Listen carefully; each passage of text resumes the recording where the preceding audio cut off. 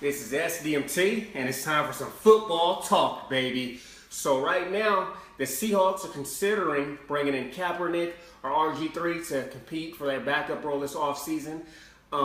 It seems like Kaepernick is more of an option. RG3 is a name that they've thrown out there, but it's letting you know that their backup situation with Boykin is, they're looking to upgrade. So at the end of the day, Kaepernick, I believe, has more of the ability to make an impact, if called upon as a backup. At this point in his career, who knows if he can ever get a starting role again, but he does have a talent. He's shown that he could be, a solid backup. RG3, we just don't know, man. Like, his career, it was a shooting star, and then, it's crazy, the story of RG3 from rookie of the year and then injuries and plunder.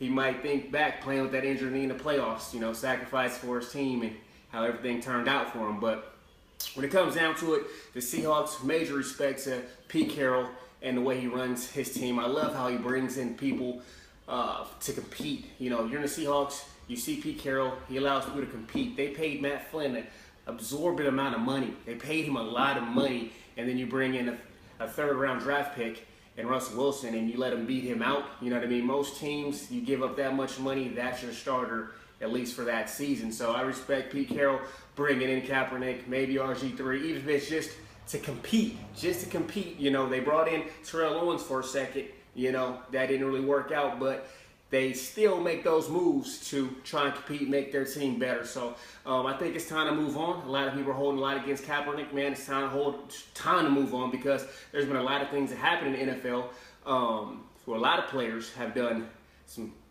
pretty crazy things off the field, and they've got other chances. They still have the ability to, feed their families and play a game that they love. So I believe Kaepernick does have the abilities. I think it's time to move on from a little hostility towards him. You know what I mean? At the end of the day, if you're thinking Boykin or Kaepernick, who are you picking? I'm picking Kaepernick personally, and that's the backup role. So, and Boykin has had his recent issues off the field as well. So, just wanted to drop that story today, let you guys know about that topic. I'll be dropping more topics daily.